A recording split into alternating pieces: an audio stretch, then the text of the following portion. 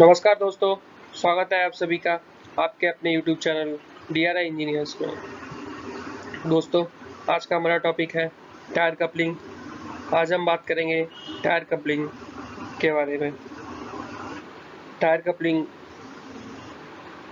का एप्लीकेशन कहाँ कहाँ है ये देखेंगे, और टायर कपलिंग में जो दोनों हब होते हैं उनके बीच में कितना डिस्टेंस रखना है ऑपरेशन के टाइम में, वो भी देखेंगे।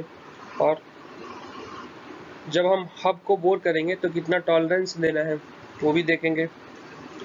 और टायर कपलिंग के डिफरेंट पार्ट्स किस किस मटेरियल के बने होते हैं वो भी देखेंगे। चलिए दोस्तों, स्टार्ट करते हैं वीडियो और briefly description on tyre coupling.